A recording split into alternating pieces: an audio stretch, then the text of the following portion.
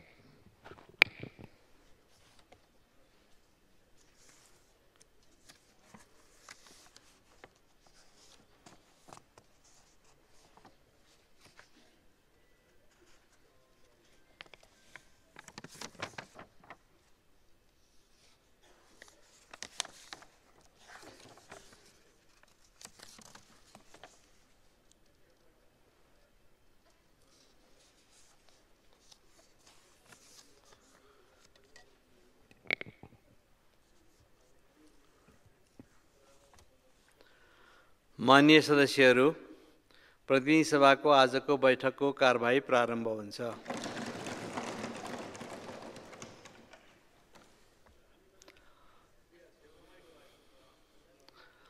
माननीय सदस्यहरू, हाम्रो संसद केही दिन अगाडिदेखि नै अवरोध हुँदै आइरहेको छ। नियमित काम कारबाही अगाडि नजाँदा संसदले गर्नुपर्ने धेरै कामहरू रोकिरहेका छन्। माननीय सदस्यहरूले बोल्नको लागि समय मागिरहनु भएको छ र म माननीय सदस्यहरूलाई बोल्न दलीय आधारबाट प्रबन्ध गर्नेछु। हाम्रो संसदको नियमावली, संसद सञ्चालनका परम्परा र परिपाटीको आधारमा सदनलाई सुचारू रूपबाट सञ्चालन गर्नको लागि सबै माननीय सदस्यहरू आसन ग्रहण गर्नुहोस्, म अनुरोध गर्दछु। त्यस पछाडि म दलीय आधारमा माननीय सदस्यहरूलाई बोल्न समय प्रदान गर्नेछु।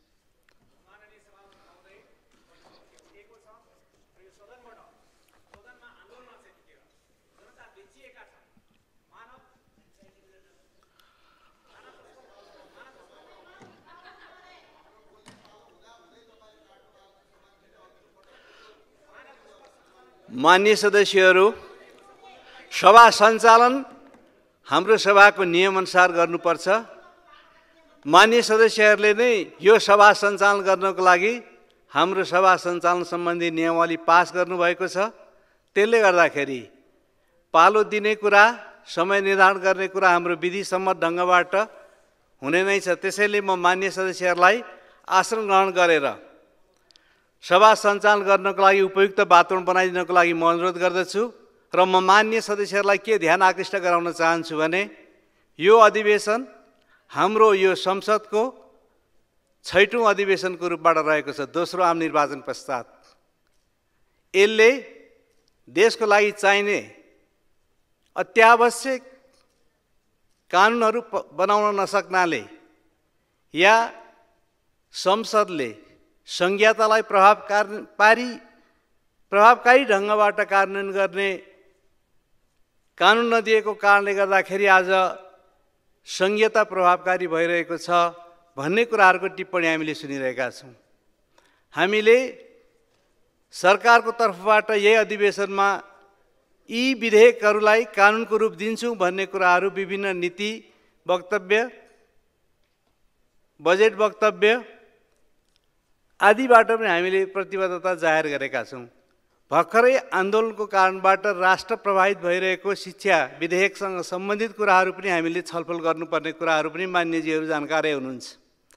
त्यसै गरेर थुप्रै कानुनहरूलाई पास गर्नुपर्ने परिस्थितिमा अहिले वर्तमान देशका गृहमन्त्रीले आफूले पनि समसामयिक विषयमा उठेका प्रश्नहरूलाई जवाफ दिनलाई समय निरन्तर मागिरहनु भएको छ। सत्तापक्ष प्रतिपक्ष हामीले बोल्न पाऊँ भनेर भनिरहनु भएको छ। स्वाभाविक छ, देशमा घटिरहेका थुप्रै घटनाहरूको बारेमा मान्यजीहरूले जनप्रतिनिधिको हैसियतले आफ्ना कुराहरू राख्नुपर्ने आफ्ना निर्वाचन क्षेत्रसँग सम्बन्धित आदि छन्। त्यसमा पनि यो अहिलेको बजेट अधिवेशन भएकोले बजेट वक्तव्य प्रस्तुत भएको छ। त्यसमाथि छलफल गर्ने समय हाम्रा 3 दिन निर्धारण गरिएका समयहरू पनि बितेर गइसकेका छन्। यी सबै परिस्थितिलाई हेरेर म मान्य सदस्यहरूलाई आसन ग्रहण गरेर संसद सञ्चालनको लागि नियमित बैठकलाई लाने वातावरण बनाइदिनको लागि म विशेष अनुरोध गर्दछु।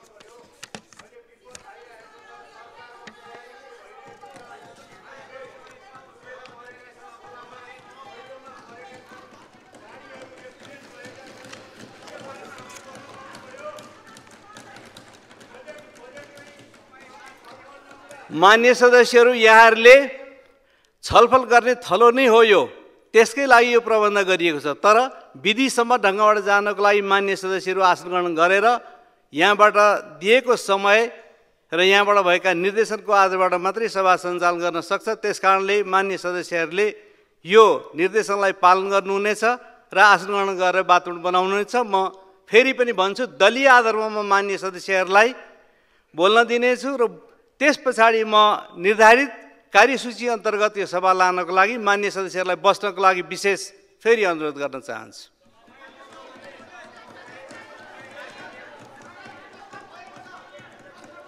मान्य सदस्यहरू प्रत्येकले बोलेर आफ्ना मात्रै कुराहरू राखेर आफ्ना मात्रै जिद्दी गरेर सभा सञ्चालन हुन सक्दैन भन्ने कुरालाई हेक्का राख्नको लागि पनि म अनुरोध गर्दछु।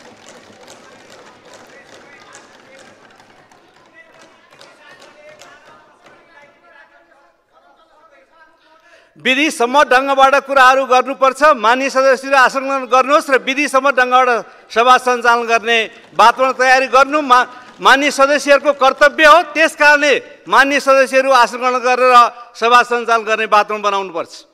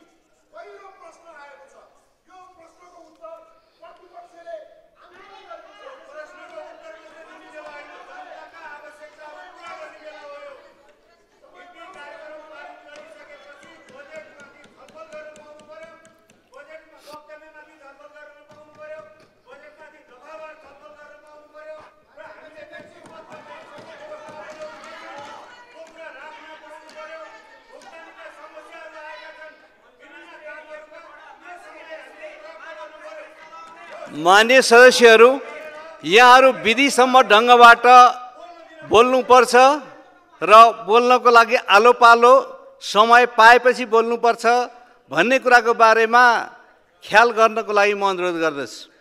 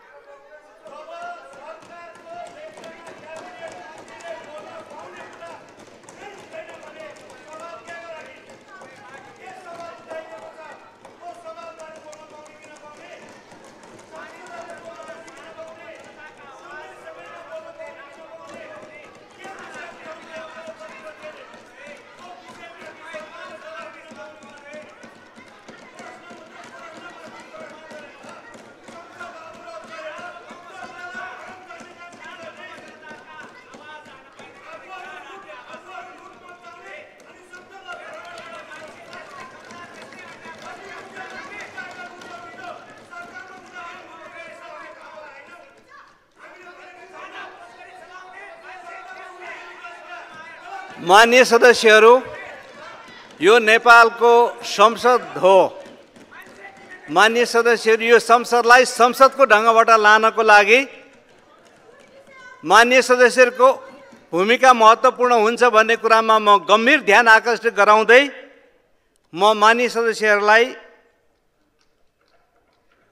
सूचना सुनाउन चाहन्छु। माननीय सदस्यहरू, आजको कार्यसूचीको सम्पूर्ण कार्यक्रम सूचीबाट हटाइएको बेहोरा म जानकारी गराउने सूचना राख्दछु।